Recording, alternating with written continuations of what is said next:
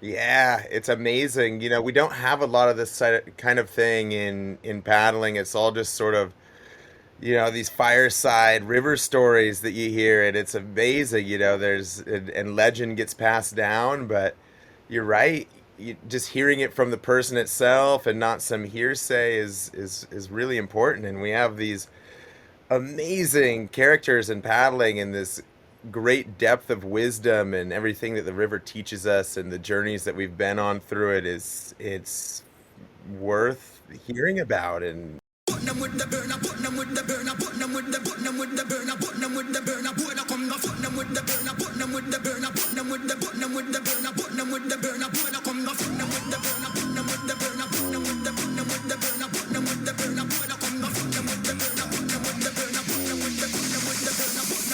Original.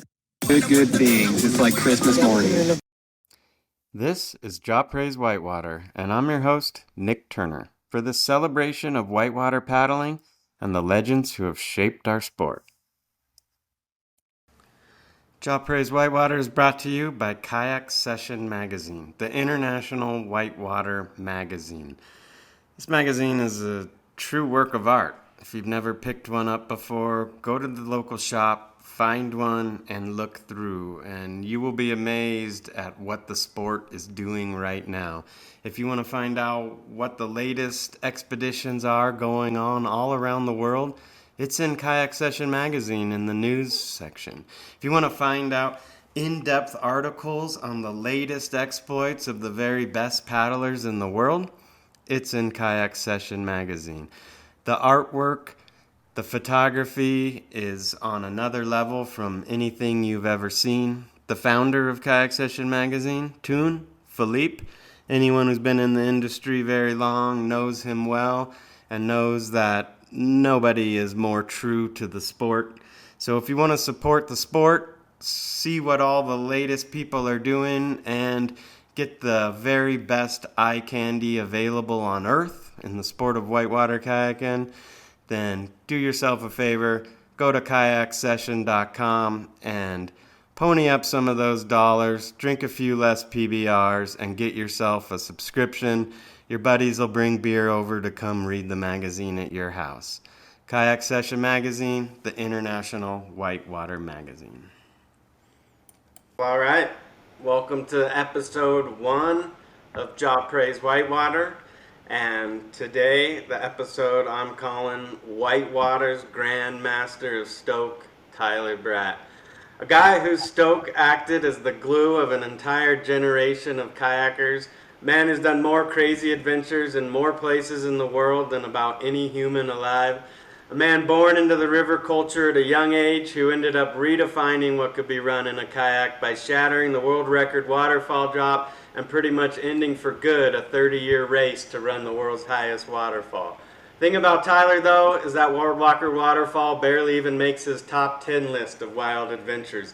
Along things like sailing around the entire globe, driving a veggie bus from Prudhoe Bay to the tip of Chile, the world record in no way defined Tyler, and it was just another highlight in a life lived with veins full of river water who absolutely sweats stoke. The thing about Tyler's stoke, though, which is so different from others, is he's not stoked for himself. He's just really stoked for whoever happens to be within 10 feet of him. So welcome, Tyler. thank you, Nick. It's such an honor to be here, man.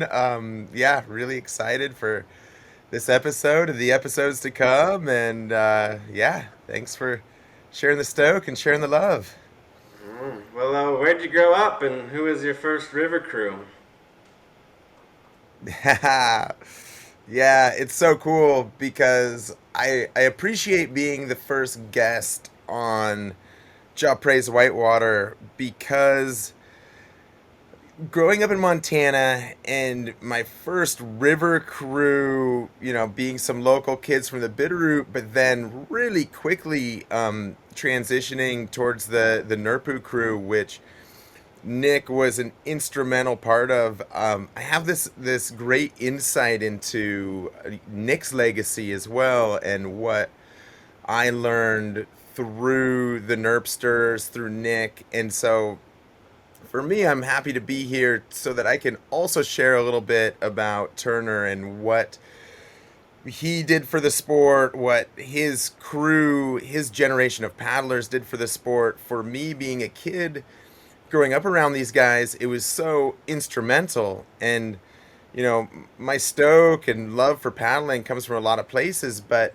when you're a kid and you're exposed to that level of not only just athleticism, but just what I can best describe as soulful paddling, it really shaped me in a huge way. I mean, to be a 14-year-old kid, land a little segment in a movie was my dream to be a pro paddler. And then I landed this, little segment in NERPU, this Teton Gravity Research movie at the time. Nick was, the star of, not only this Teton Gravity Research production, but also just whitewater paddling, just hucking at a really high level, sending massive slides in Norway, or just pioneering some of like the incredible whitewater in Montana and around the West. I have it like so clearly visualized in my mind, just like Turner flying off of Big Timber Falls, this gold Topolito kayak, just airing it out one side of the river to the other. And so, yeah, to come back to the question, I grew up in Montana. My first crew of paddlers, some of my dad's friends, his kids in the Bitterroot Valley, and then as I transitioned to being a professional kayaker, the Nerpsters showed me the ropes and taught me how to paddle hard whitewater with style, and just really see this sport as a way to not only do incredible things, but just to live life and to be able to just go and have such a meaningful experience in some of the most powerful places in the world. So thank you for breaking trail there, Nick. I really appreciate it, man. Yeah, well, I've thought through the years actually multiple times back, like on with taking you on that Norway Iceland trip at 15. I'm like, did we just like really corrupt Tyler and give him this like crazy vision of what the world's really like? Just cruising around. And obviously did. It's cruising around, running crazy rivers and partying. And I remember one night maybe we were in Akureyri or Reykjavik, one of the towns, and partying, and we were going out, and so we left you in the room, but we were also partying. So I remember like we were all giving you life advice, like stay away from the white stuff, but the weed's all right. And I'm like, oh, what did he really take from all of that stuff? I mean, it was amazing. I was like, I I took a lot away from that stuff, really, and it's incredible to have mentors in this life that aren't, they're not trying to protect you from anything. They're just like, hey, this is life. This is what we learned. We're passing it along. And I was like, this just kind of like punk kid, thought that I kind of knew what was going on as well. And then, really quickly, both on the river and just like traveling around, man, it was like, it was really humbling, but it was really amazing just to like, yeah, just to, feel such like, I was a part of the crew. And yeah, just like traveling in the van, we had like a Bob Marley CD in one car, a Tool CD in the other, and hopping between it and just being able to absorb some of like the little bits of wisdom and passion from all you guys. You, Ben Self, Seth Warren, Marion Sather, Eric Morton, man, like, yeah, I can't imagine like a better crew of people to dive into international travel and running hard whitewater with. Yeah, yeah, for sure, that was a legend. And you have such a legendary father, Bill Bratt. How did he kind of shape you, or like really kind of life lessons you took off from what he did well or not well? Yeah, so dad, you know, so much to be said for my father. I grew up really, really close with my old man. He got me into kayaking when I was 6 years old, and just sort of really helped shape this direction in my life. He was there when Nick and I went to Norway and Iceland. And when I was like 14 years old. And his stoke and passion for just life and people and wild places more than anything, shaped me from a really early age. I could see so much in hindsight of how I kind of mirrored my father's passion in a lot of ways. And he didn't start kayaking until he was 50 years old. He had me when he was 48, put me in a kayak as he was learning when I was 6, and he was like 54. And we had the most incredible few decades together of paddling rivers, of just laughing, standing around campfires, hunting, fishing, just, hiking into the woods, going out to the lakes and the Bitterroots. And um, dad really taught me a deep love and appreciation for nature, the importance of genuine connections, authentic relationships, healthy relationships in life, and more than anything, just to enjoy yourself, enjoy life.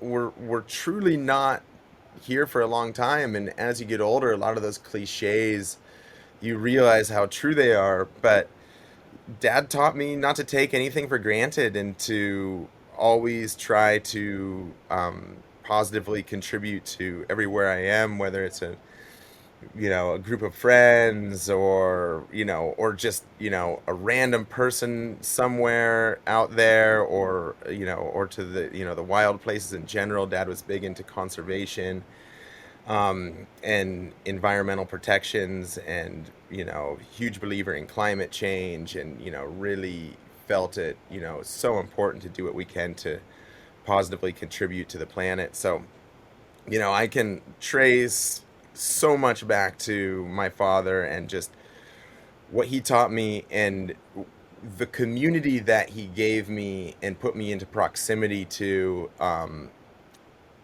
just can't say enough for how that shaped who I am and what that has led me to become, and the continual evolution, and strive to be better and go further and have more fun.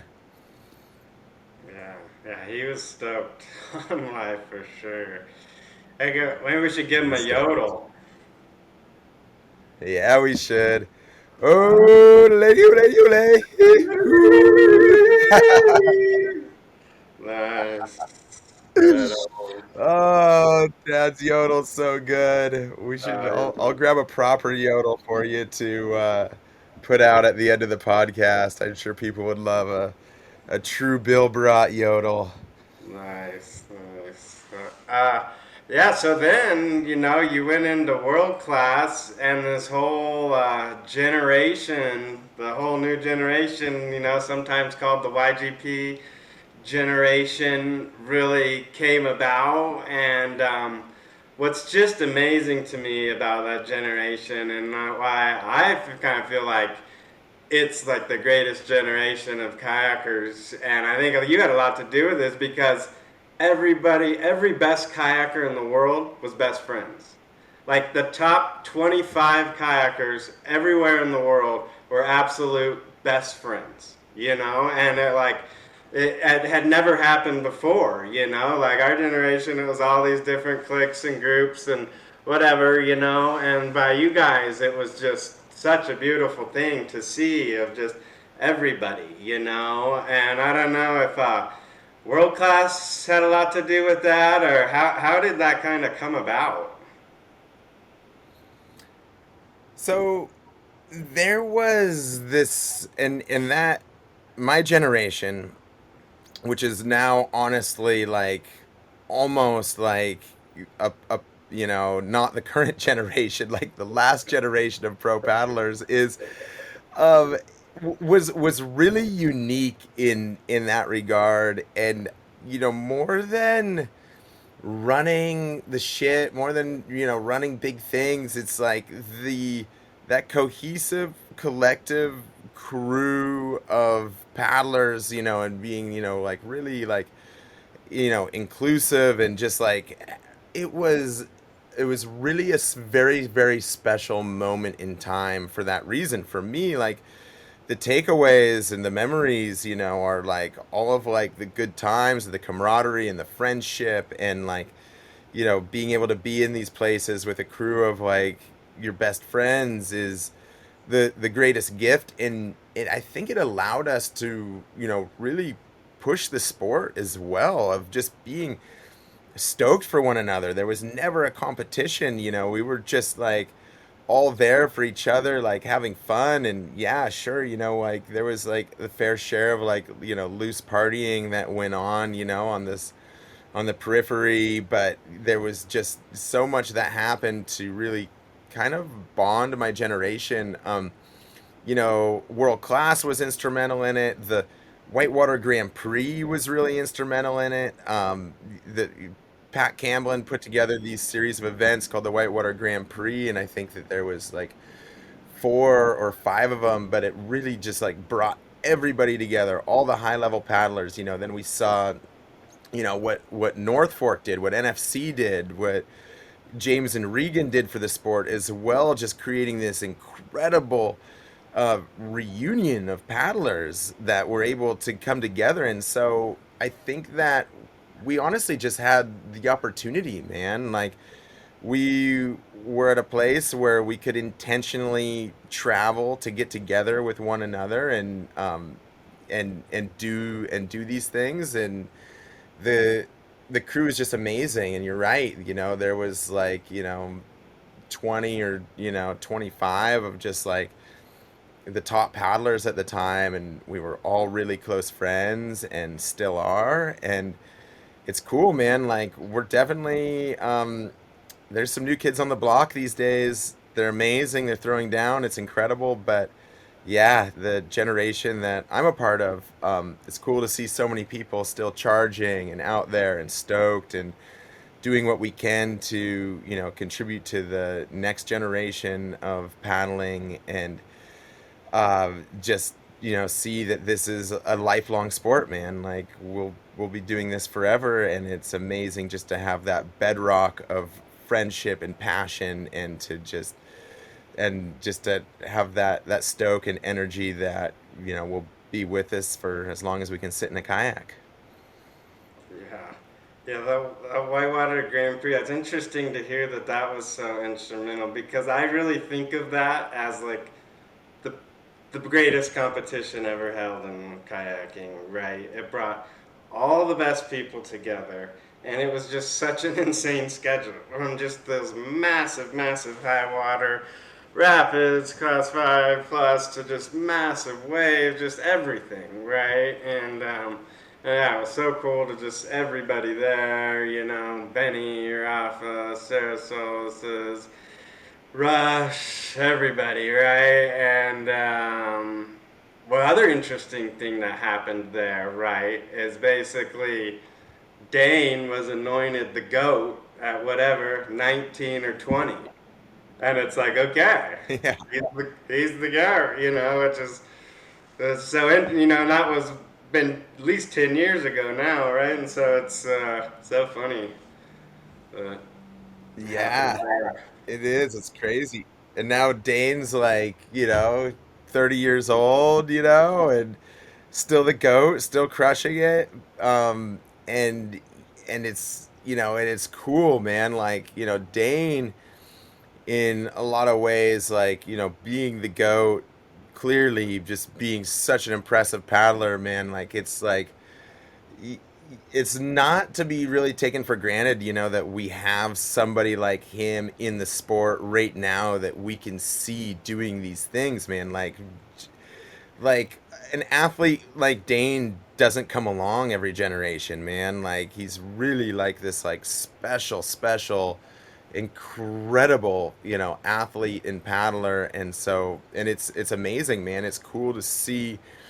where he's taken it, from, he's a bit younger than us, but where he was able to push the sport, and now you see, what people are doing, and also giving credit to, like Annie Ol and Sven Lamler and just like, all of like the other high level athletes. But man, it's incredible what the new generation of paddlers are coming into the sport with, man, with that knowledge, everything that, has accumulation of knowledge that has come before that. It wasn't our generation, it was also, it was also, you guys and even the generation before you, where all of this started building. And now it's accelerated to the point where the people that are coming into the sport now, or this generation that's, currently charging, man, like think about, the equipment that they have available to them, like all of that knowledge, like that a kid can just like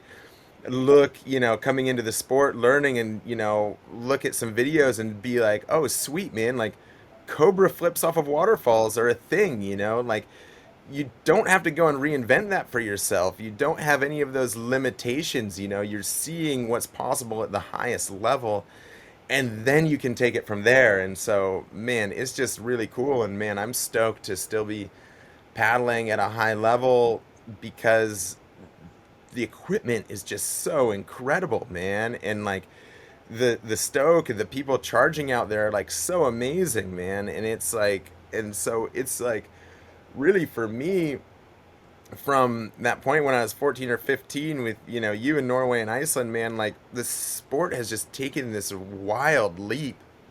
And you go back, man, like I went, back to Big Timber Creek a couple weeks ago, and I'm out there in like Awaka OG, and I'm just like thinking about like what it would be like just to fire this thing up in like a Topolito, man. Like you look at a Topolito, dude, and it's like, like it's as like long as like your wingspan is, man, and like, just like, totally round, and you're just like, bro, I cannot imagine what paddling was like, dude. It's just like, I can because I was there. My first kayak was a Topolito, but it's just, yeah, man, it's just amazing where we're at in the sport right now, and just like the arc that it's on, and like the progression that it's on. It's just like, it's always a really exciting time to be a paddler, man, and it's just incredible what's happening out there.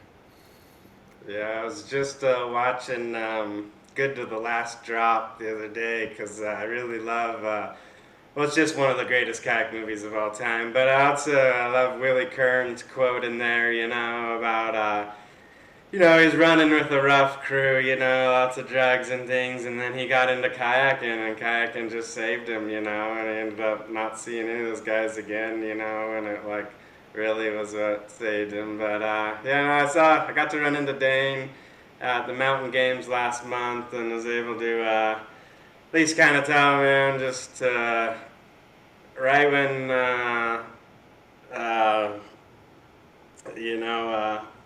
was able to tell him just that how bad I felt, about right when I heard of Bryn passing, I just thought of him like, Bryn was just like his crew, his generation, right? You had 25, but how many does Dane have? He doesn't have as many, right? It's like, so I just was able to tell him, really heart broke for him, hearing about Bryn, and then it also came up about somehow the Whitewater Grand Prix, and I was like, that was the greatest competition of all time. So, but good to see him. Yeah, I mean, definitely we should give a shout out to Bren. I mean, you talk about me having Stoke, man. Like that guy had just Stoke coming out his ears, man. Like the dude's passion for for living and community and paddling, man, was is so influential and so important. And yeah, talk about a guy that's just so missed, and something just hits really hard, that somebody on Bren's level, that Bren, there's only one Bren. And the fact that he, you know, it's just it's so hard that he passed away paddling, man. And I think that it was like a huge wake up call as well for people, to see that like being that good doesn't necessarily like protect you, man. It's just we're there's a lot less deaths in the sport now than there used to be, especially your generation of paddlers. There was quite a few people that that passed away in those years, and we're seeing it less now. But man, it's just like such a huge hit to the community. And man, just like I think that it's important just to kind of embody, Bren's passion and his stoke and his enthusiasm, and not take for granted what we have this day, this life, this opportunity to go and enjoy rivers and be a part of amazing communities, man. You know, Bren would definitely want us out there sending it with a huge smile on our face. And so, yeah, definitely, yeah, much love to the whole paddling community. And man, I just hope that we can all remember Bren often and fondly and help carry that energy forward. Yeah. Now he was the first time, like when starting to see him come out was the first time I was like, okay, there's a new generation, right? The YGP generation has moved on. Like he defined it, right? Because Dane is a multi-generational talent, right? I mean, he's gonna span 4 or 5 of them, but Bryn, like for me, he just really defined this new generation. I mean, we've got other great young people, the Voorhees, Kenny Mutton, all kind, but he just, that Stoke, right? He just brought it like a fire hose. I never got to meet him in person, but just seeing his content. Yeah, man. I know it was really cool, man. He did do a really good job of just sharing that with the greater community. And yeah, truth be told, I only got to hang out with Bren on, a handful of times, but he definitely had a big impact in me every time I saw him. It was a memorable experience. And man, it's just an amazing example of how to live this like really beautiful, meaningful life, and share that passion and that enthusiasm, and just like the love for kayaking, man. Like the dude's love for kayaking was so strong, that it was just infectious, man. It was just like it made us all that much more stoked on kayaking. So yeah, man. Oh, well, we should hit on the oil and water unless you got a bunch of PTSD from that and try to lock it away. Oh man, I'm stoked. The oil and water project. W- when I went to Norway and Iceland with Nick when I was young, one of the paddlers on the trip, Seth Warren, was like an early mentor of mine in kayaking, even before this filming with TGR. And he was running, really, high level whitewater. He was an amazing athlete. He taught me a lot in the ways of not only athleticism, but just in life, in like seeing a pathway forward into being a professional kayaker. The fact that I could turn this into a career and do it, man, like he kind of like gave me the roadmap to that in a lot of ways. And I was finishing high school on the White Nile.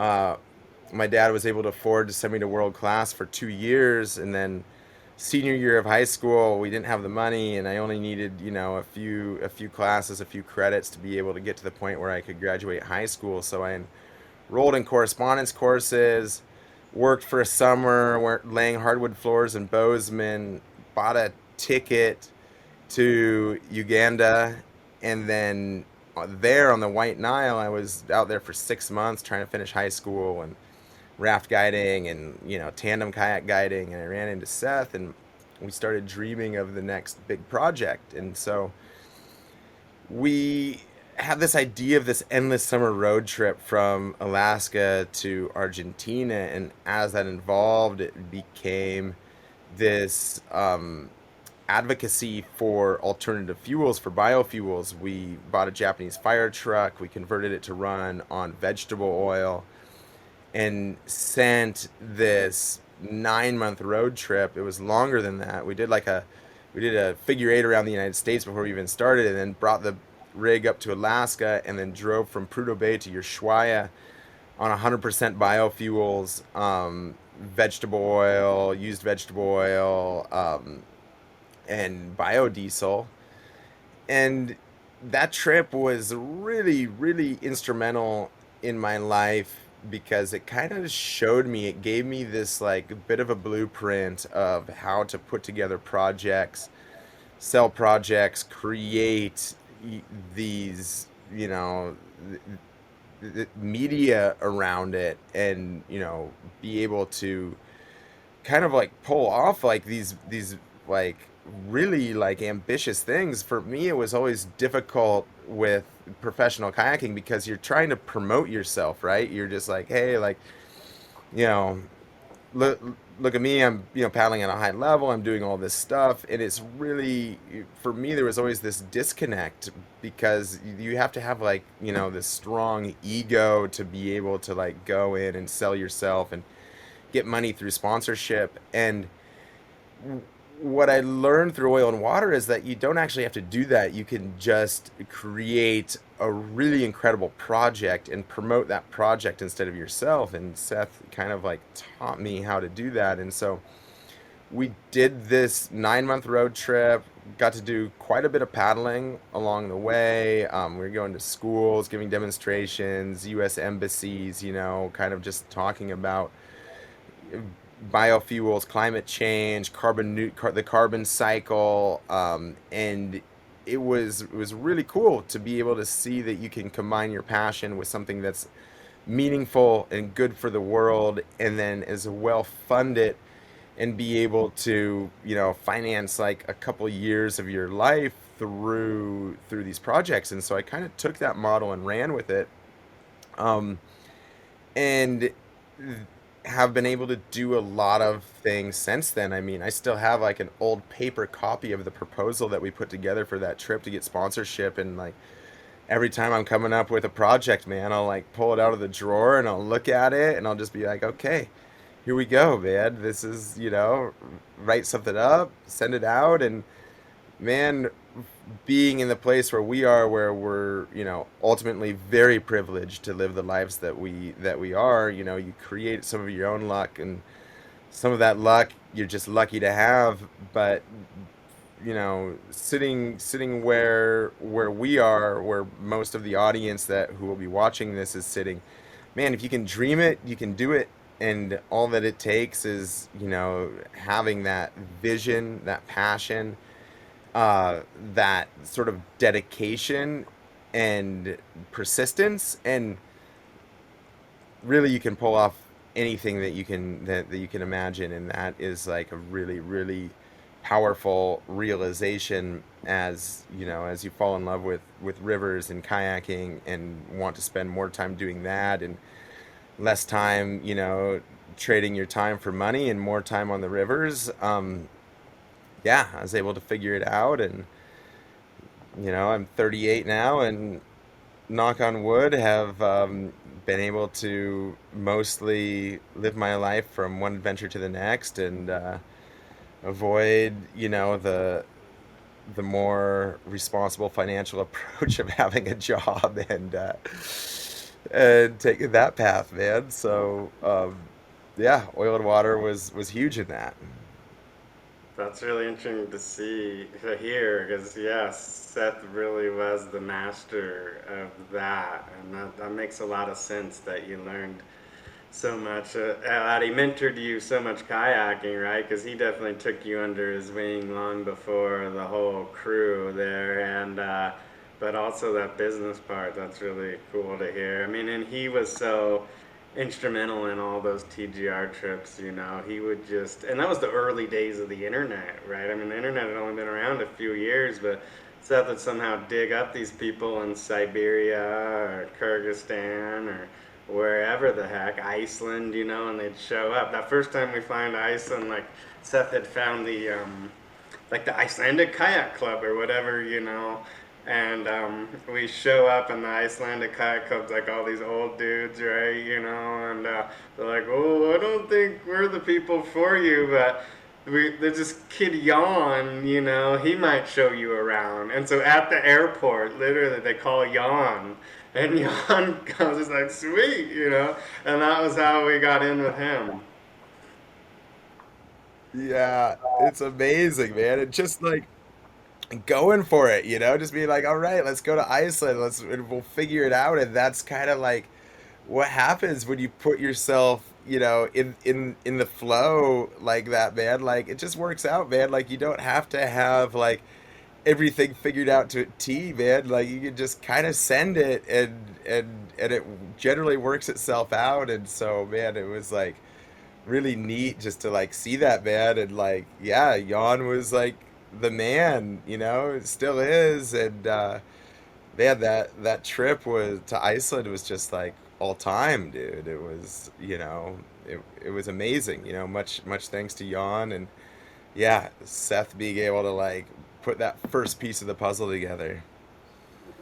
Yeah, we left all our kayaks up to that first trip, and then came back the next year. And Jan and his buddies had this crew called the KFC, the Crazy Fucking Kayakers, and we're just running all the, they did like spark the whole creaking scene, in Iceland, like it didn't exist locally. And Yeah, no, it's so cool, man. That, and then to just see that what's happening over there, like Elderfoss, man, like a lot of that stuff that was going down when we were there, man, it's still like it stood the test of time. That's still one of the most wild places you can go for kayaking, and those waterfalls are still at the highest level of what people are running. And so, it's like you talk about like, all the progression that's happening, and there is progression there, but El Derfas is like still one of the gnarliest things that you can do in a kayak. And, Iceland's still one of the most iconic destinations. And it's just neat that we were able to go out there and be on the forefront of kind of like mapping that out from the kayaking perspective. And man, yeah, just like really cool, man. It just shows how visionary a lot of those early trips were, really. yeah, yeah, we must have had 15, 20 first ascents of waterfall. It was so funny because you drive down the coast, right, and there'd be some creek. There's just a road around the island of Iceland. And just drive it, and a creek would be crossed. We'd be like, "Send a runner!" And someone would go running up it and see if it had waterfalls on it, and then come running back. "Dad, there's waterfalls. Let's go!" And go up there, run the waterfalls, get back in the car. But and talking about stepping it up, so I mean, you taking on Palouse, man, it was. It seems like you took on really this huge research on it. You took it on as sort of. You must have been this spiritual quest for you, and you just really lined out every little detail of it. But can you maybe like when you first saw a line on it, or how did Palouse all come about? Yeah, so Palouse came about from just falling in love with running waterfalls, really. It and you know how it is. There is just nothing quite like the sensation of running a waterfall in a kayak. And you do it enough, and then you're just like, this is just like the most magical thing ever, man. Like it's like the feeling that you get, the approach that you have to take to run a waterfall well is so unique and so wildly beautiful that I just fell in love with running waterfalls and ran Sahaley. Did a second descent of Sahaley after Shannon Carroll, which was, awesome, like 80 feet. Started like getting some confidence. We went up to Alexandria Falls in the Northwest Territories. Rush and I ran Alexandria 107 feet. That went really well for me. Not so good for Rush, but man, stuck Alexandria, and I was just like kind of like riding this wave of stoke for waterfalls. And through the process of all of this, like somebody sent us this link about Palouse, and we checked it out, and then it's just like, holy shit, like look at this waterfall, man, it's nuts. And it's not so far from where I grew up in Montana. And so I was on my way back, and in the springtime, and drove by, looked at Palouse, and man, just so crazy to see that with my own eyes. But and it was like running really, really high. It was probably like 3 or 4 times the amount of volume that you'd want in it. But you could watch that water free fall and start putting it together. I was able to start putting it together in my mind that it would be possible to do that. You could just like almost picture yourself free falling, and being able to just like watch that water and just be like, okay, like that feels like, not knowing how high it actually was, it just felt like a free fall that was manageable. And so I kept going back and looking at it, and trying to like figure out the level, and it was just always too high. It was always too high. But I got to like walk all around there and like check out the pool, check out the lip, check out everything. And I was just like, dude, this is the one. And it For became like a little people, bit of an for, obsession. for anyone who doesn't know, how high is Palouse, and how high was the standing world record? So the standing world record at when I was scouting Palouse was my own world record at 107 feet at Alexandria. And then, like a week before I ran Palouse, Pedro Olivia ran a 127 footer in Brazil. But, when I was, it kind of, to talk about it, you kind of have to talk about like the history of big waterfall running and how like controversial it always was. Because when I was growing up, Theo Berman had this world record waterfall of 98 feet, Upper Johnstown Falls, and he, um, or upper, yeah, I think it's Upper Johnson Falls, but he connected off some rocks, like 2/3 of the way down. Everybody was like not sure if that was like a record or not. Before that, Sean Baker had run El Derfoss in Iceland, and then Shannon Carroll ran Sahaley Falls, and so it was like, where is the world record? It was always controversial. Everybody kind of accepted that Teo had it, but it wasn't that clean. And then, Ed Lucero ran Alexandria Falls, but got ejected out of his kayak. And then we went and ran Alexandria Falls, and it was like, and I, stuck it clean, paddled away from it, straight up, free fall. There's like no controversy. Then Felix Lamler, like, claimed to have run something in Switzerland that was, like 115 feet tall or something. But the video that he has of it was like a mannequin in a kayak that he claimed was himself, and that apparently he ran it and then had to like go back with this mannequin to get the shot so that he could like put it out there in the world. Like, I don't know how that all went. But, and then Pedro runs this 127 footer in Brazil, lands totally upside down, and like goes behind the waterfall, and like comes walking out like half an hour later. And claims to have like, stayed in his kayak and rolled up, but it's, clearly like this like really sort of like fishy thing, and so then again there was like all, this controversy around like, like what the world record waterfall is. And so, and I didn't run Palouse in response to Pedro running the waterfall in Brazil. I was, Rush wanted to go look at it. I thought that the level was going to be far too low, but I was like, cool, man, like let's go take a look.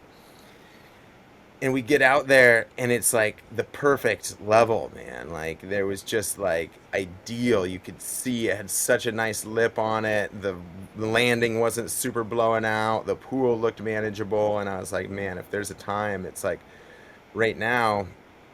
And then coincidentally, we had been doing all of this research. We had been studying the impact forces off of waterfalls, taking an accelerometer off of smaller waterfalls and getting this data of what the G forces are that we're experiencing at the bottom of waterfalls. And so Dan West was doing his like college thesis on this at the time. Dan's brilliant physicist, went on to work for NASA, and like it's like this like really really highly intelligent person. And anyway, so we're collecting all these data points and we have enough that we can sort of like draw a line, from where these are, if like that arc continues of G forces, growing, over the height of waterfalls, like where that intersected was like right at, like 185 feet or something.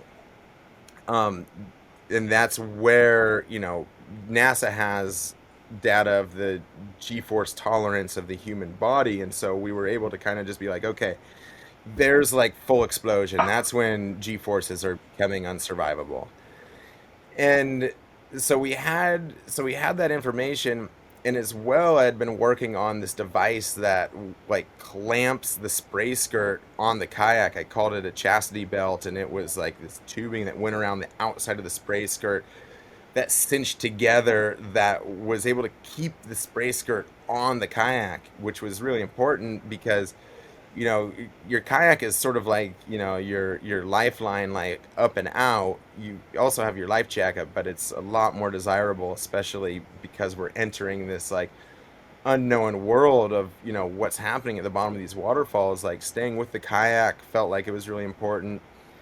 And so we both had the information of what possibly could be survivable in a kayak. We had this device which I had designed and sort of invented with a friend, Tom Bruner, up in Sandpoint, Idaho. So when we got to Palouse and we saw that, it was actually a good level, and I was like, dude, like, let's do this thing. Like, let's fire it up. And Rush is like, all right, man, well, we're going to need the team. Like, can you wait for tomorrow? I'm like, yeah, let's wait for tomorrow. We called in the team. We drove to Sandpoint, Idaho. We picked up this prototype of the chastity belt. We came back the next day, and man, and it just like all lined up. Levels were still great. The team showed up. It was like the sickest day. And man, and then eventually I was just, found myself like in that pool above Palouse, man, like with the team all set, and the chastity belt on, the accelerometer running inside my kayak, and it was go time, man. Wow. 100, and that's what it is, 185 feet? 100, it was 189 feet tall was Palouse, and we didn't know how tall it was. We ended up surveying it a number of years later, but essentially, like I ran it, um, and it was just like the most incredible sensation, man. I remember rolling off the lip of that thing, like feeling acceleration like I've never felt before in my life, just getting pulled into this thing. And then, the waterfall kind of folded over me, and I was just like reaching into my tuck and didn't want to open up too soon because I know what the feeling's like of like falling past where you think that you are going to hit, and it's this like really like wild feeling where you're just like, whoa, I'm still falling, and like you have a tendency to like want to open up and look and just like see what's going on. And so I just like kept like reaching into my tuck, like further, further, further, just like reaching hard like the whole way down. And I have this memory of like having like the most overwhelmingly positive feeling going down that waterfall. I was like, this is like perfect, man. Like I'm nailing it. Like this is like my boat's perfect. Like this is great. And then just like, hit and just like big hit, kind of exploded.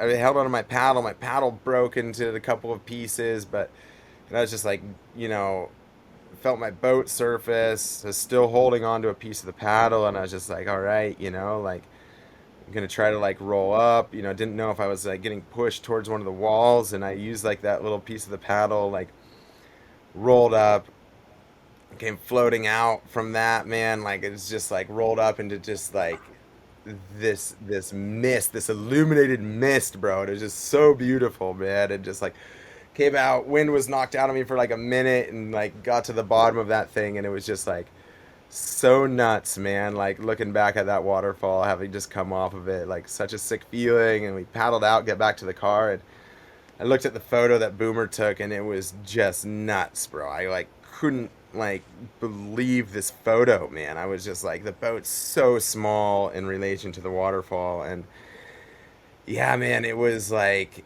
it was just like surreal.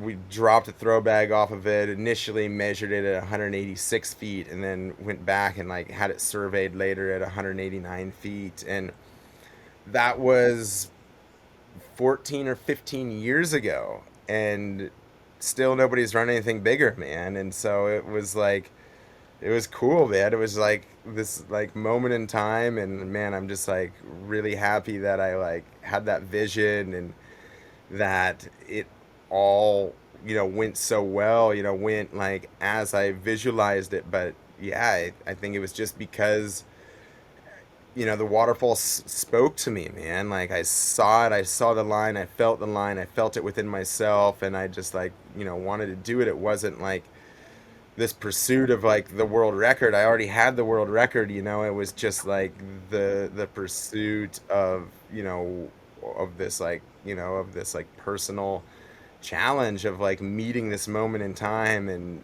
dude, it went so good, man. And I'm like, yeah, just stoked that I was able to, man, like, contribute that as well to like the sport of kayaking, and like do away with any like controversy of what the world record might be for a while.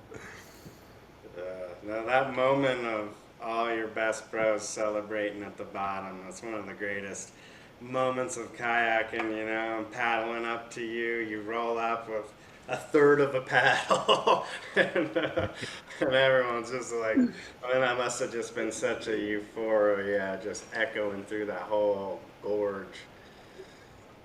Yeah, just such relief too, man, because it's also like stressful, running a waterfall, man. Like there's a lot, everything's on the table, man, and it's just like you gotta stick it, man. It's like your only option. And so you go from like this like you're so focused, man, like so like adrenalinized, and then you run it, you get to the bottom, and it's just like, not only just like that experience of having just run the waterfall, but just like that release, man, of just like all like the stress, and then just like, yeah, just like the stoke and the happiness, man. It's like, it's, it's all time, man. It's, yeah. And that's like, yeah, that's like the cool thing about running waterfalls, man. I like, wish I could take the hits like I used to, man. I'd still be out there dropping 100 footers, man. But The yeah, it iconic starts catching shot, up with you. in my mind, like the real iconic shot I think of is when you're from above, paddling off the lip, and it's like it's got a, it's like sheer cliffs on both sides, 189-foot waterfall, and you're like paddling towards the lip. Because like what you're saying in kayaking, right? Like this whole time you're scouting, this whole time you're going down, this whole time you're putting your skirt on the chastity belt, your mind is just spinning, right? Just going crazy with all of these thoughts, all these craziness, and then you just like, your heart's going nuts and you pull out of that eddy and you're approaching that line and it's just like that blank feeling comes over. That was actually in Good to the Last Job. Lindgren Yeah. said something about it. It's just like, just that purest mind. Like you can never get your mind in like that just pure in the moment state, right? It's like in life, right? It's like, if you think about the past, usually it's only you're thinking regrets, right? Because like your mind's trained to like make yourself better on what you did wrong, right? You have a conversation and you're like, oh, I should have said that to that person, right? Instead of you never celebrate your Hmm. wins, and then like in the future, you're just thinking anxiety, right? Is your only emotion when you're thinking the future. So it's like there's no possible in the moment feeling you can get than going off the lip of a waterfall. It's just It's so true, man. Yeah, there's like no noise, man. It's just like this like hyper focus, man, and it's like this like moment of bliss where everything quiets down and you're just so present. You're so like right there right then, and you're right, man. And it's like it is also curious to like see what happens because like a lot of times when you're thinking about a waterfall or whatever, you're balancing like this fear that you have, this primal instinct of survival, of this fear. But what you realize through waterfall running is fear is always something that's happening in the future. It's never anything that's happening in the present. Very rarely is fear in the present moment. And when you're actually there running the waterfall, you're not scared. You're just fully focused, and present, and within the moment that the river is creating. And then it's really amazing, and I feel like a lot of what enables you to do that or get there is your ability to compartmentalize like those emotions a little bit, and to be able to make yourself more present and start lengthening like that amount of time, and being able to be like even in the pool above before you do it, and just like start to like quiet the mind, quiet the noise, be present, and it allows you to have that much more poise and concentration and technique as you're running the waterfall. But I think that a lot of that, it just happens naturally, like you say, as you go off a waterfall, and a little bit of it as well as like how you train yourself to to do that in your approach to running waterfalls. So yeah, man, it's wild, but the, there's so much that happens in like a short amount of time, and what waterfalls allow you to do, pushing yourself personally, is phenomenal, man. And that was like an awesome chapter of my life, man. Yeah, Palouse was all time, and then on the flip side of the coin, Abaquaw Falls, which I ran a few years later, and then just like, you know, totally shattered my back doing it, and like could have easily been paralyzed through the process of that. So it's like, there's you realize what you're working with, man, like those forces that are at play. And you know, Palouse being like such a beautiful experience, and Abaquaw just, being such a gnarly one, but, also working out so well for what it possibly could have been. It's just like, yeah, man, yeah, the edge is sharp out there, man, for sure. my busted back came from Punch Bowl Falls right there on the Eagle River. When you hike up and just it was low and hit the booth to the left, and just cleared the whole thing and landed on green water flat. And that was 19 years old, and it still hurts this morning. Oh man. Yeah, dude, it's so rowdy, man. Yeah, dude, and that's like your worst fear, and being a paddler is breaking your back, but man, it's cool to like do it and learn and like be able to walk away and keep going, but that's rowdy, man, that you busted your back on punch bowl. I actually didn't know that, man. Gnarly. Yeah, shoulders and backs, right? Those are good. So Yeah. after, you decide to sail around the world for 5 years. Wizard's Eye, most gorgeous boat. I mean, obviously, you applied a lot of what you learned from Seth on oil and water to putting together that Wizard's Eye. Maybe talk about what inspired that and how that went down. Yeah, so how does this all go? So when I ran Palouse Falls, I had just come off of a sailboat at that time. I was down on a friend's boat in Mexico, and as I'm down there, I'm like checking this boat out, and I'm just like so in awe of this ability to travel. You turn off the motor, put up the sails, and you're just like humming through the water, man. Just like, and it's just like this really, really wild thing to see something that big moving through the water, that effortlessly, or just through the effort in the sails, what the wind is giving you. And so I started putting together the this idea that, like, man, like, how beautiful of a way to travel, and to realize that you could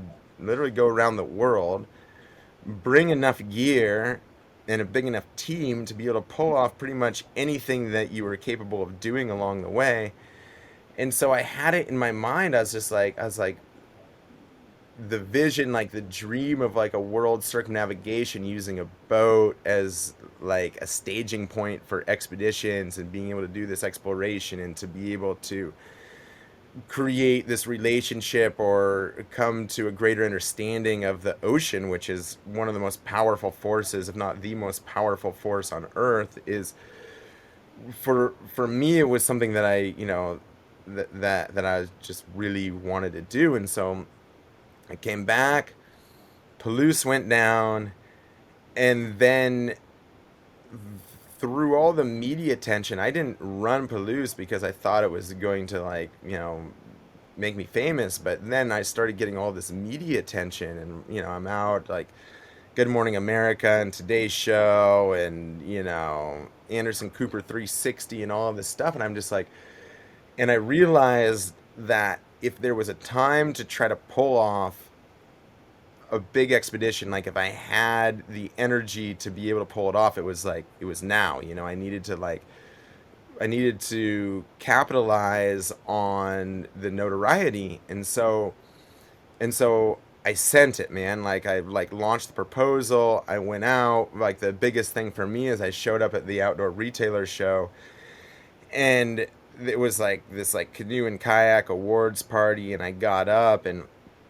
it's just like this noisy room, and everybody's talking, and I got up there, and I spoke, and um you know I don't even think that many people were paying attention. But for me to like go out and like publicly claim something, like I was going to do it, I'd never done that before. And for me, it's really important to do what I say what I'm going to do. And so that was the moment of like no return for me. I was just like, dude, I claimed it.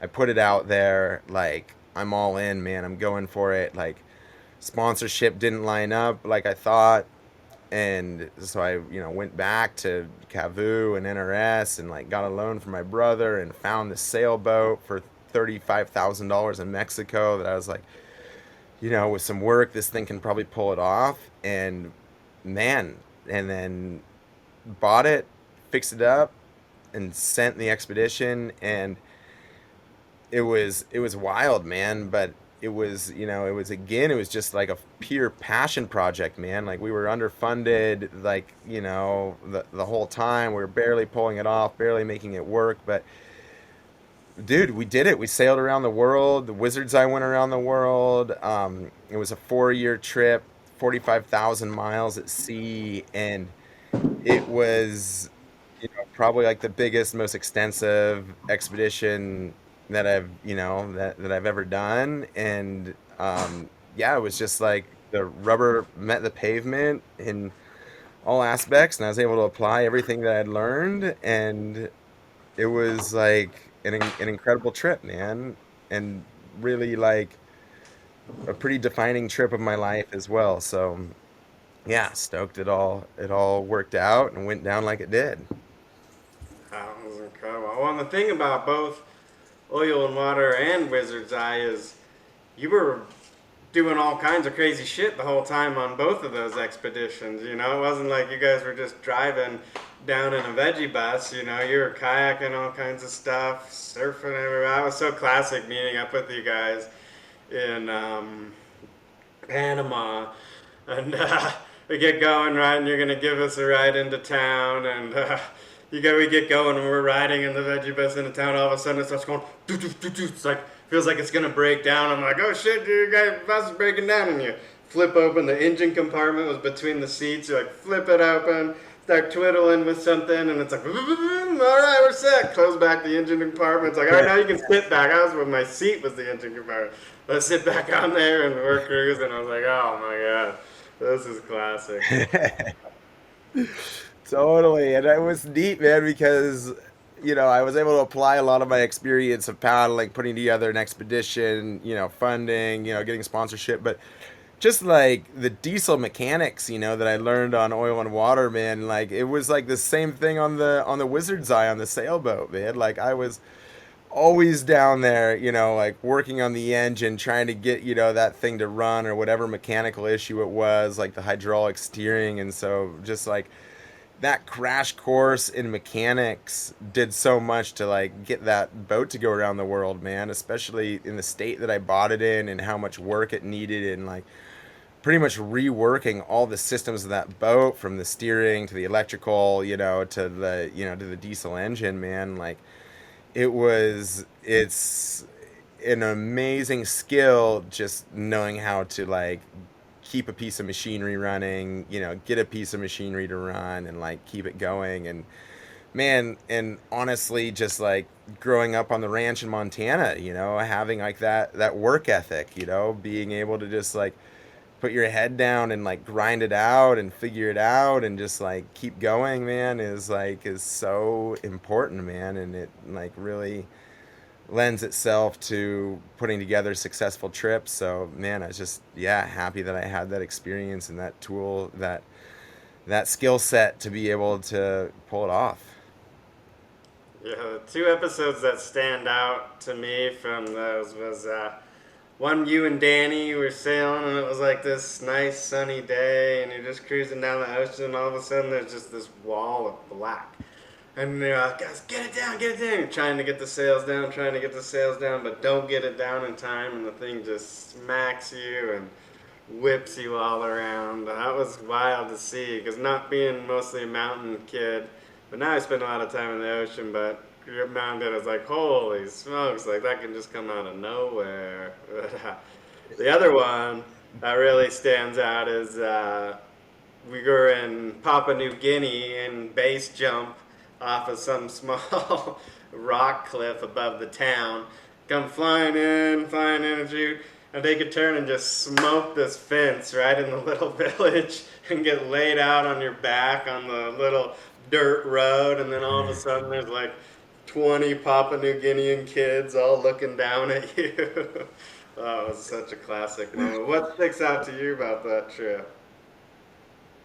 Yeah, the both those moments, definitely stand out. We did a first ascent of the Sepik River as well in Papua New Guinea that stands out. But more than anything, man, it's like the trip as a whole is what really stands out. The fact, that to have a perspective of like the size of the planet, to have gone like around the world by the ocean, man, and like, dude, a sailboat goes like, 5, 6 miles an hour. I mean, the sailboats definitely go faster than that. My sailboat went like 5 or 6 or 4 or 3 miles an hour, and like the fact that you can like cross oceans like that, like literally go around the world like that, it gives you a lot more perspective as to you feel like this world is like this infinite like giant place, that's just like sort of endless, and then you go around it, man, and like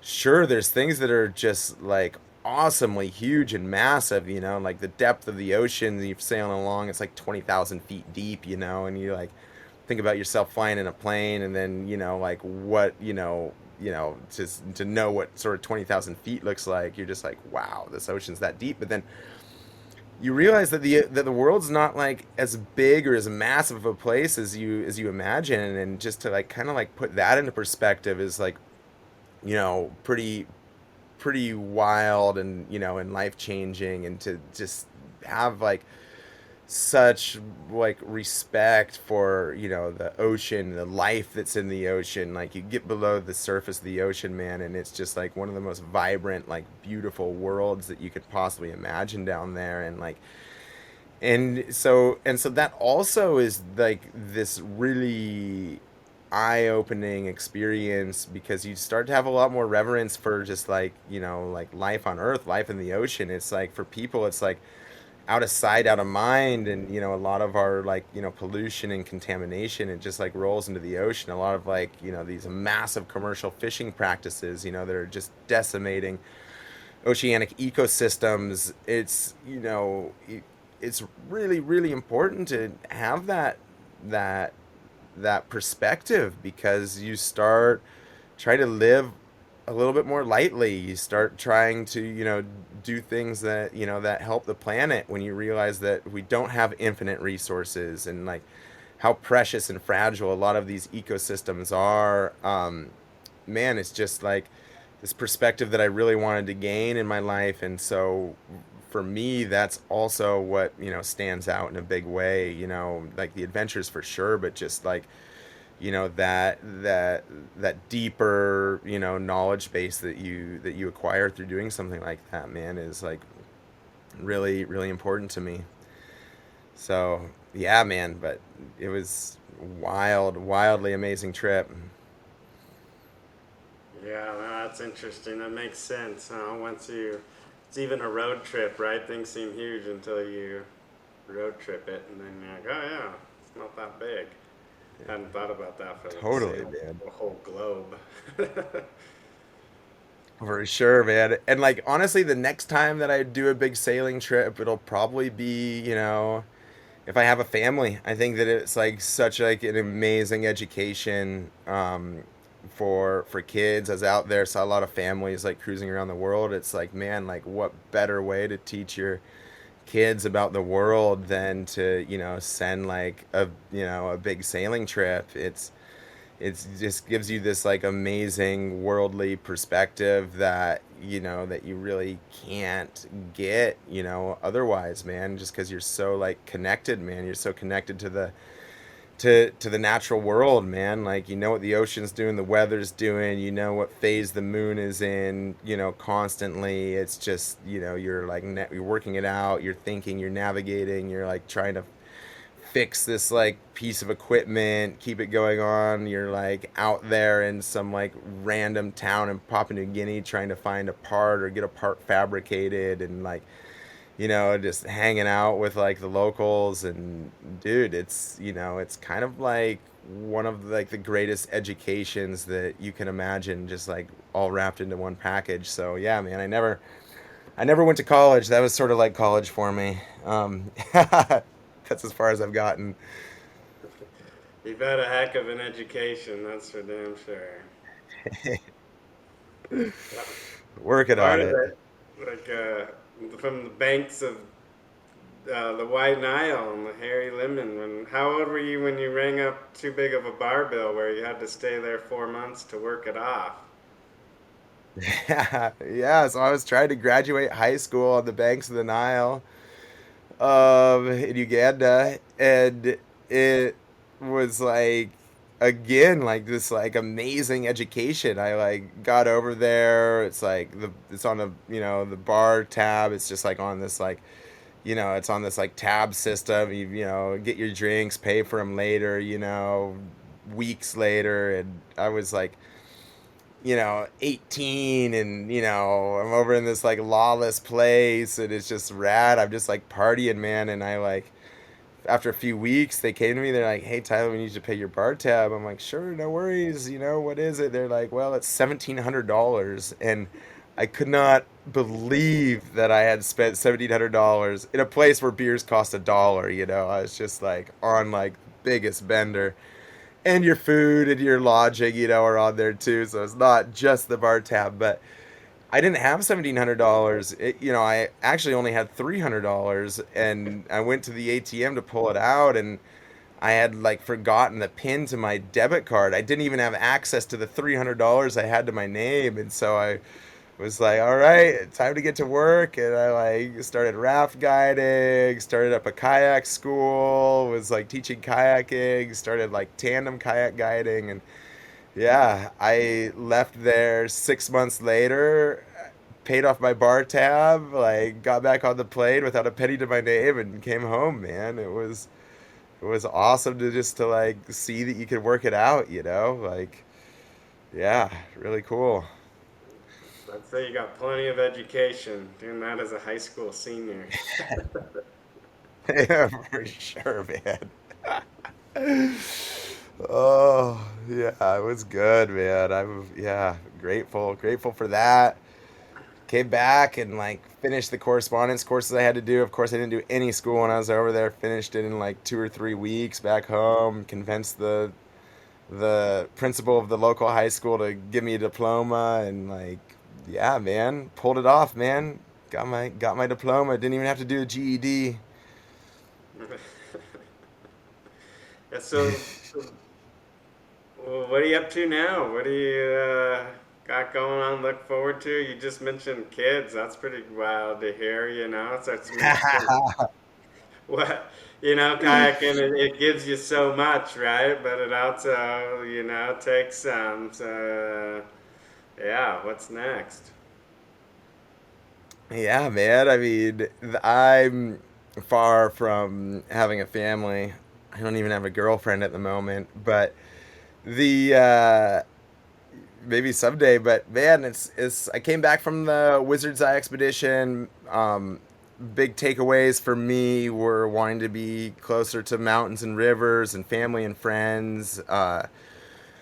Wanted to get back up to speed with kayaking. White Salmon, Washington is this place where so much of the community is migrated to. Massive paddling community, rivers that flow year round. And so I came back to Montana, built a tiny house with my father over the course of a couple of years, pulled that out here to White Salmon, and was able to find a place on a buddy's property right at the takeout of the truss. I'm like, literally a stone's throw from the river, and, was able to pull that off, live in a place where I can paddle at a high level. My athleticism is right back to where it was before the Wizard's Eye expedition.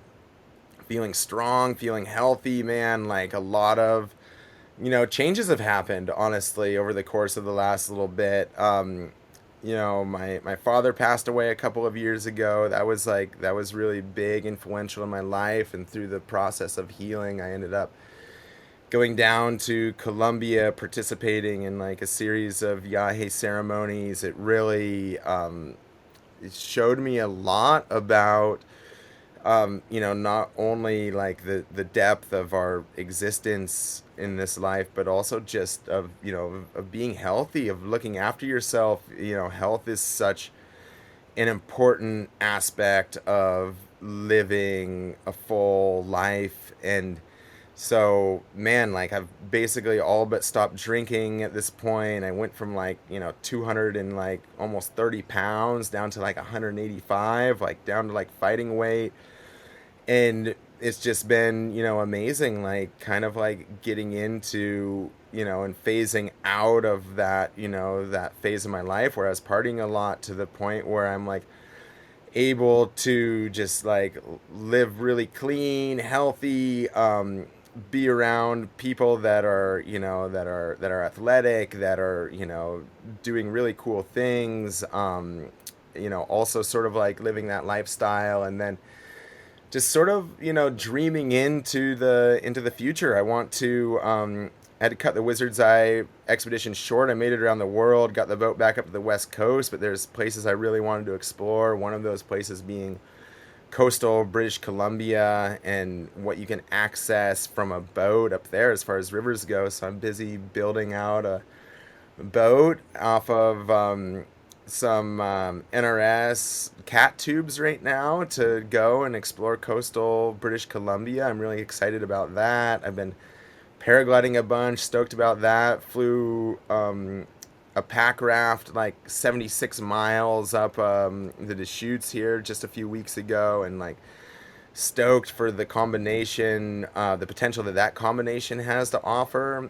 And so, man, like continuing to like just dream and be adventurous, and man, like really just make the most of our time here on the planet, and man, just kind of like happy where I'm at right now, and trying to, yeah, also solve the financial puzzle, and not get swept too far into work stuff, and be able to like live lightly and keep cruising, keep traveling, you know recognizing like how precious and how amazing freedom is to be able to do that. And so, yeah, so that's kind of just where I'm at right now. But yeah, I feel like there's a lot more left to be written out there. So stoked to keep charging. Yeah, that scene you guys have built in White Salmon's pretty amazing. You got Evan Garcia there. You got all kinds. Who all's there? What's your guys? What do you guys do? Are you guys like calling each other? Let's hit the let's hit the little Y. What's it like a day in the life there? Yeah, man, it's amazing. I mean, the community is huge out here, and so it's interesting because like it's almost like such a massive community that it's like broken itself down into like a bunch of like subgroups, of paddlers, where you'll obviously like a good number of people to have on the river, is like 3 to 5 or something. And then, once it gets beyond that, and you're like, it's like a party lap, like it's manageable, but it's like just not as safe, and it's harder to like do it, when the water gets high and these things get gnarly, like the crews get smaller. And so, it's, yeah, man, a day in the life of white salmon is, yeah, you generally like, have the crew that you want to like do things with. You got your eye on like the levels, what's going on, and then just mapping it out, man. And like at a place where I can be sitting right where I'm sitting right now, go and run the truss and be back in this same seat in an hour is crazy, man. Like I can like, paddle like class 5 like right out the back door. The little white is like a few hours, so it's really cool to be able to, do whatever you need to be doing or taking care of in your life, but still be paddling all the time. And then you just end up like aligning yourself with the people that are stoked to be, doing it, like that consistently. And then, then there's all sorts of other really good things going on here sport wise, like the dangers of the gorge are that, it's like it's just really good here, and you can easily just get kind of like siphoned out and locked into gorge life and not be like going and like doing other things because of like how much is like right in the backyard, which is really cool. But man, as far as a training ground goes, this is like a really, really good spot and a great spot for, to be able to just like stay in shape. And then something comes up, and like, you're like, okay, sweet, let's go to the Stikine, and you can feel like you can just like, go there and put on and like not be rusty. Especially as you get older, you start realizing, how important it is to just like stay consistent, with with your training, with the sport. And it's like, it's not like riding a bike, I mean, mountain bikers would like probably disagree with that statement, but it's like you got to be doing it like all, for me, I have to be doing it all the time. I need to be training, I need to be athletic, I need to be paddling. And then for me, that's like the answer to like keep paddling the stuff that I want to do and do it safely, man. So, yeah, so I'm like all in on kayaking, like as much, if not more, than I ever have been, just because, for me, like I need to paddle, 150, 200 days a year, like, minimum to be able to do the stuff that I want to do in a boat. So, yeah, it's great, man. White salmon's like a little bit of a part of the puzzle to, solving that and being able to like be on the water a lot. Yeah, that little white really created that scene. One of the things born out of there back in that's such a funny product. I was just talking with a buddy about it the other day on the river, but was when Dan Gavir and Corin went up there and created the AT paddle with Drew and I don't think his name, but those guys, like, and that was 2001, I think, maybe 98. It might have been 98, right? In 1998, they created that paddle, and it's still the best paddle in the world. It's so crazy, right? I mean, there's Yeah. no other product in any other sport like that. Yeah, it's amazing. Like the AT2 is like, yeah, still is so good, man. I paddled that paddle. That was like what I used for, all of like, the big stuff that I did, man. Everything from the Congo to Palouse, was like the AT2. And in the last like, probably 5 years, I've switched, and there are better paddles out there now, than the AT2. Like you pick it up and you're just like, whoa, this feels a little bit weird now, but it's like getting in like a Nomad like 8.5 or something, like that boat was like the boat for a decade, man. It's like what I did most of like the big stuff in, and it's just like it's incredible. But man, yeah, like I ran into Gavir yesterday paddling along on the lower wind, and he was chilling in one of the hot springs, and like I got to see him. And so it's just like kind of neat, man. Like, and nobody knows who Dan Gavir is anymore. You ask the kids, and they're just like,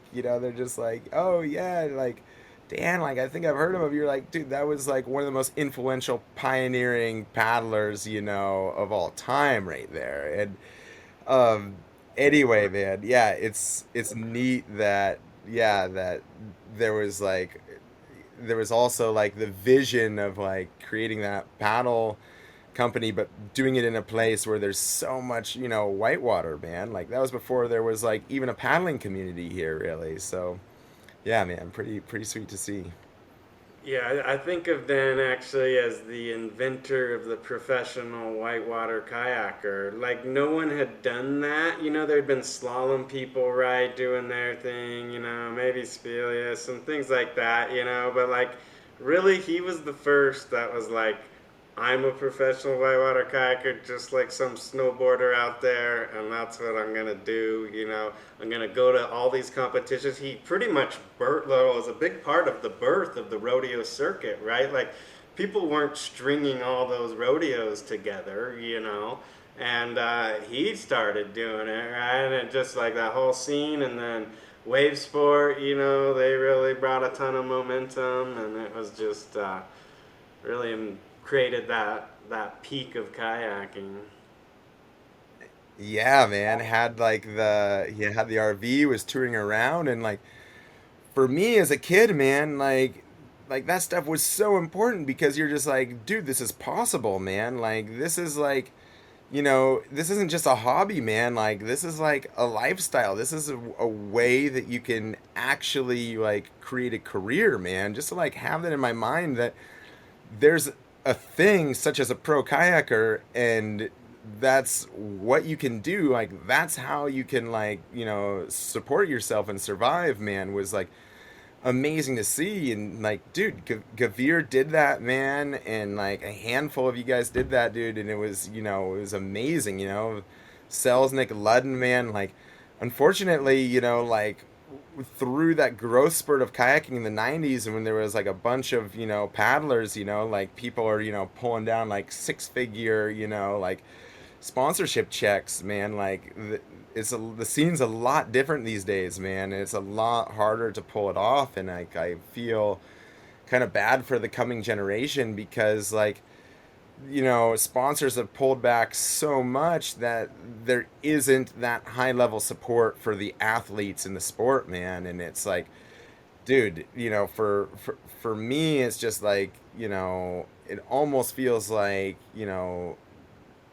you're obligated in some way if you have a successful business within the sport of kayaking to give back in a way of like creating some sort of support structure, some way for kids to be able to see and realize the same dream that I had, that Gavir invented, man. Like if there was like one thing that I see happening in the sport right now that's like difficult to see, it's just, that vacuum there, man. Like kids are out there scrapping, for a relatively like very small amount of money, generally no money, just, like a little bit of gear if you're lucky. And so I would love to see like those levels of support start coming back in so that, that dream of being a professional kayaker can still be a reality for, for a lot of people, man. Like it does so much for our sport to support our athletes in that way.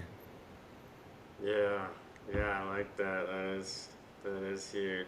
Yeah, and it's like you definitely need to think about it differently now, right? It's a different world for how stuff's getting out there or what companies are looking for sure. Yeah.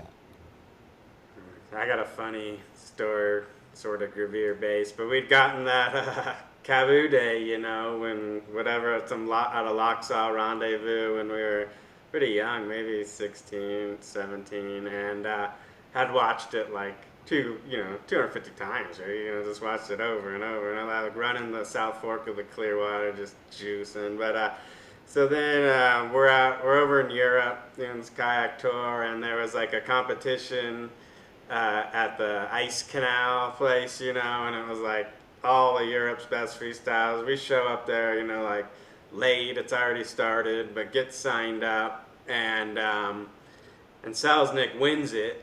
And then that night we're, partying around, and there was another kid from Virginia that was out there, and we were all like getting this, like, everyone was so drunk, but they were fighting over like, oh, those East Coast kayaking movies are so weak compared to like the West Coast or whatever, we get in this whole thing, and those things going off about Virginia and stuff, and West Virginia, and then later in the night, it like takes, in Europe, they have those giant wine bottles that are like the size of like 5 bottles, and he takes one and just pounds the rest that's in it, and gets done pounding it, holds it in there, and goes, Cavu Day was the greatest movie of all time, and smashes it on the ground, and the glass just goes everywhere into the crowd.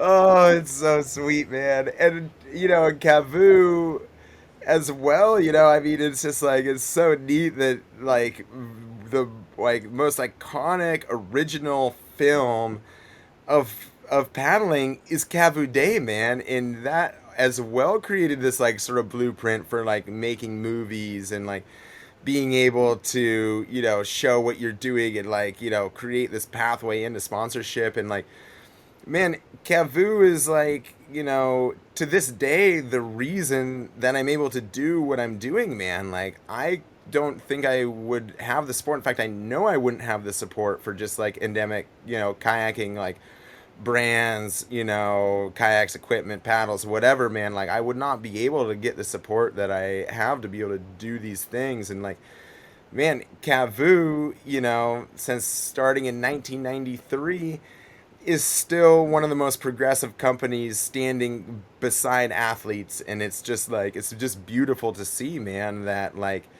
that, we can talk about them being so influential as like, like a pioneering company supporting like early kayakers, the art, the lifestyle, the passion, the soul of paddling. And to see them doing that now in like 2024, man, is like it's just so amazing, man. Like those guys are like so real and so just, supportive of, you know, living life passionately, man, that it's like a breath of fresh air, man. It's like cool to see that, you can have a brand like make money, engage in, in this, in this consumerism, in this economy, and still like be meaningful, be soulful, like be authentic. And yeah, man, it's just like it's rad to see. But dude, like what, like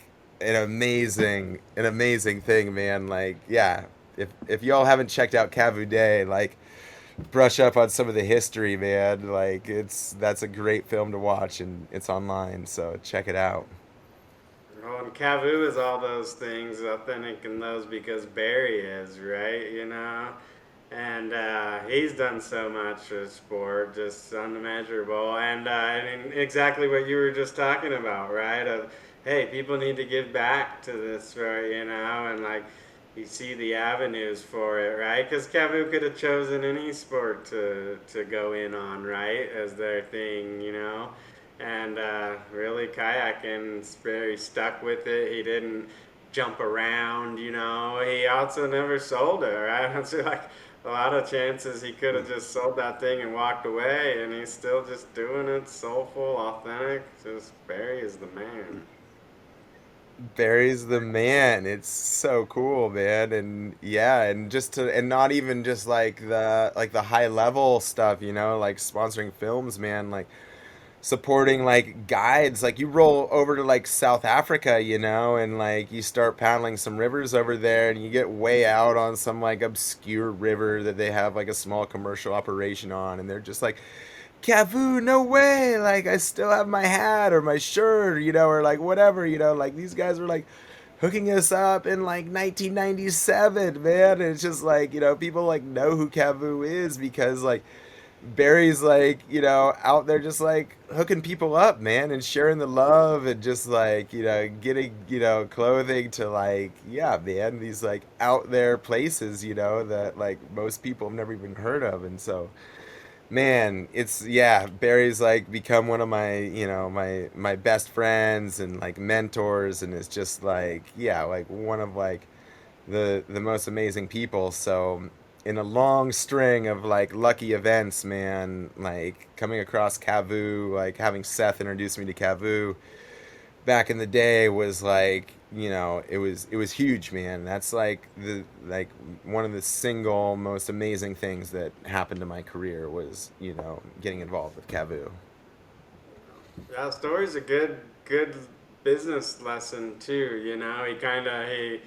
I mean, you would know more of me, but he kind of read the Nike marketing book, right, and kind of that inspired him. But then he had what was really cool is he had the one hit product, right, the strap cap, and it's really cool, and worth I think anyone with a small company who gets a hot product like that. Like how he was able to take that pipeline and be able to get all more products into it, right, and kind of steadily expand that pipeline and turn that one hot product into a whole line, a whole brand. Yeah, and to do it through sharing a life philosophy and a passion, because yeah, like the product's great, but like Cavu, like clear above visibility unlimited, like an acronym for like the perfect day and like living life passionately and meaningfully and like having fun is like so important. And so for Barry it was like, yeah, like you're selling this thing, but you're also promoting this philosophy. And I've never seen it through any of the other brands that I've worked with where it's just like there's a philosophy that's like even more meaningful and amazing than than the product that it's associated with. But that association is like so clear and so rad, and it's like the cornerstone of Cavu is like not only like these rad clothes that are fun to wear, but this philosophy that like you can live by, man. That's so important. And I don't know, man. It's just like that combination and what Barry continues to do is like really really inspiring, man. So like that's another like great lesson for somebody that's like you know a small business. It's just like you know what does this mean, like this is more than like a thing and making money, like what else can you contribute, through this, how does this like enhance your a person's life, or what message can this carry as well. And so it's, man, it's just like the depth of that business, just like goes so far beyond like making clothes and selling them, that it's just like this like incredible example. So all right, we're gonna wrap up here pretty soon. I guess last thing though, and I guess with big danger of leaving out someone big, who do you miss that you've lost on the river? Who do you think about that's gone too soon? Yeah, man.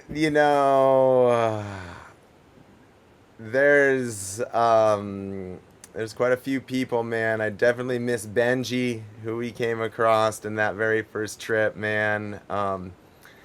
He passed away in an avalanche shortly after leaving the Wizard's Eye expedition in Madagascar. And man, I miss Benji a bunch, man. I miss Sully, dude. Um, yeah, man. Brendan. It's like, man. There's definitely Brendan Guth. The list goes on, but it's like you start to realize, man, that like the energy of those people are still with us in a really big way, and it's like important to remember those people, and it helps them live on. It helps that energy stay with us in the world, and and present in your life. I think that it's really amazing, man. Like my father as well. It's like, so yeah, man, definitely pouring one out for all the homies out there. And yeah, man, it's just like the paddling is one of those things, man. Like like of course you never want to pass away doing something like a single drop or a waterfall. It's not worth it. It's important to make the good decisions, and not like run things with terminal consequences, learn how to identify that. But should it happen, man, kayaking is like giving us everything, man. I couldn't imagine life without paddling. And for me, man, it's like it's worth it, man. It's worth the risk. And one day, should that all go down, man, like, dude, I've got zero regrets, man. Like, a life lived chasing rivers, man, is like the most beautiful existence I could have imagined. And being able to share it with so many people, that are so amazing, man. And the folks that have like done that and passed away and left their mark in the world, man. Like, dude, it's like it's beautiful, and it's in its own right as well. So yeah, man. Yeah, definitely dedicated to all the homies out there that aren't with us anymore. But man, it was good. It's good while it lasted. Right on, brother. Well, I really appreciate your time. That was really fun. Yeah, Nick, thanks so much, man. Thanks for what you're doing, putting the love out there to the community. And yeah, bro, job praise Whitewater. All right. You have a good week, brother. Say hey to Yeah, all the you as homies well. and say hey to all the homies in White Salmon. Dude, I definitely will, man. And yeah, let's get together for a mission soon, man. Wanna hang with the family a little bit, bro. Bring them out here, dude. Let's get them in some boats. Yeah, yeah. Next time you're in Zootown, let me know and I'll run up there too. Sweet, man. Sounds rad. Right on, man. Take Right on, care. brother. Really appreciate it. Thanks, dude. Yeah, you too, Nick. See you, bro.